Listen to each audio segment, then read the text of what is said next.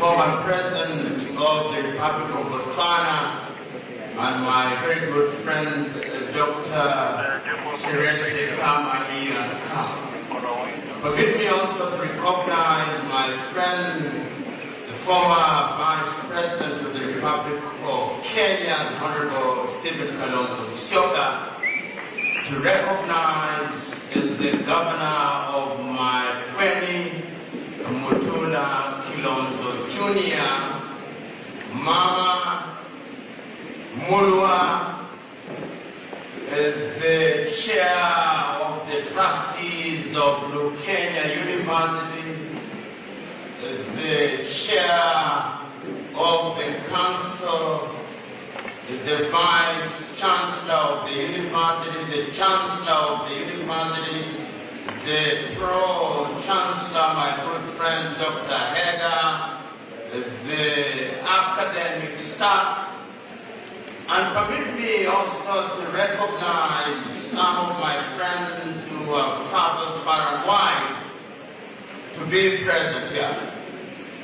Madam Senaid Dimitri, who is a big business person in Ethiopia, has traveled to be with us here.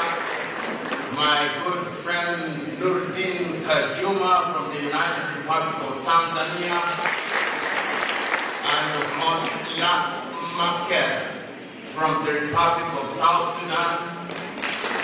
I believe Dr. Wanjiku Lumu is also here, one of the major proprietors, and Ray Nyamwea.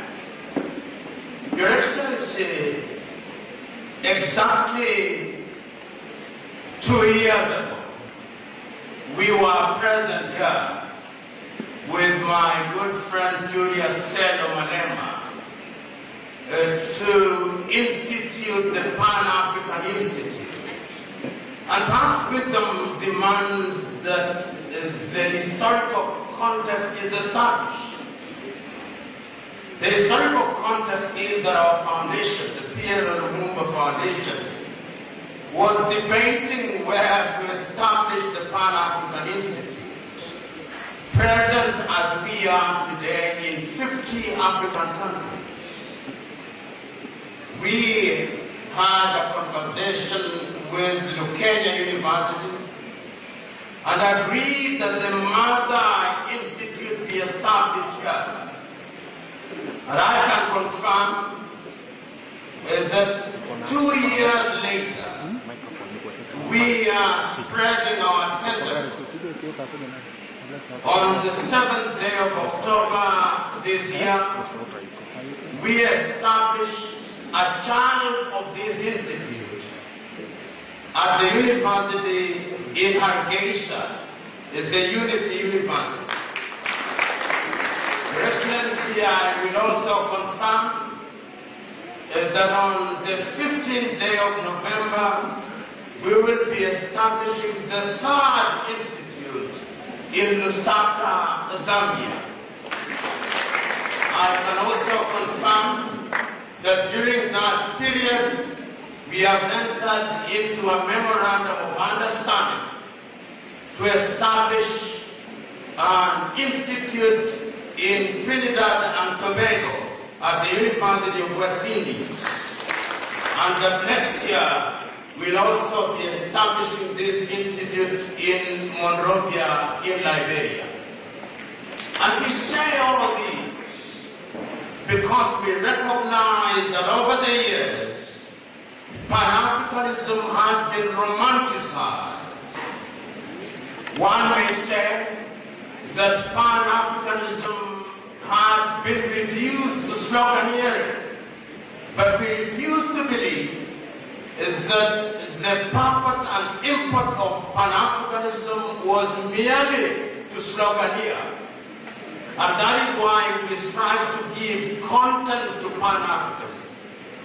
Your Excellency will want to know that under the aegis of this institute, we are touching young people in the continent of Africa. In Kumasi, in Ghana, early this year, we established at Obwasi High School an innovation and invention center And next year, we'll be showcasing some of the things that young Africans are doing. This very same year, in Monrovia, we have established a Pan-African clothing line. And on Saturday, I will be in Lusaka, Zambia, to establish the Pan-African Media House at Eden University. I also wanted to make known that in the manner that my good friend Gibran of Gidon, we hold the view that Pan-Africanism must not be confined in the arena of politicking without more. We believe, as my good friend Selman ever said, that economic liberation is indeed the true liberation. And that is why, therefore, we are engaged specifically with the ladies and gentlemen that are invited here. We will very shortly, in the first quarter of the year 2026, be establishing jointly with Nuruddin Kajuma a program for feeding Africa, and the tagline is, "Have you eaten today?" We are giving meaning to agriculture in Africa, and we are honoring one of the greatest Pan-Africanist contemporary, Edwina Fratton Taylor, who died about 2 weeks ago, and already we are present in 6 African countries on the basis of organic farming. With my good friend Dimitri, who is a big business person in Addis Ababa, Ethiopia, we are going into the spaces of empowering young men and women. So we come here, Your Excellency, not only to commemorate and celebrate, but also to announce that we are giving meaning and content to what was said by the pioneers. Just this morning, as we were flying in here, I remembered some of the most iconic speeches that were delivered in 1963, when the Organization of African Unity was founded. And I remember these words of Emperor Haile Selassie, when he reminded his audience that Africa was not created later than other continents. He reminded his audience that Africa was created at the same time as other continents, but that we have been engaged in lamentation for too long, that we have handicapped ourselves for too long, and the time is now for us to begin to lift ourselves by our bootstraps. Your Excellency, we are here to do exactly that. And that is why it was not a difficult task to invite you, having had occasion to be with you in a number of Pan-African forums.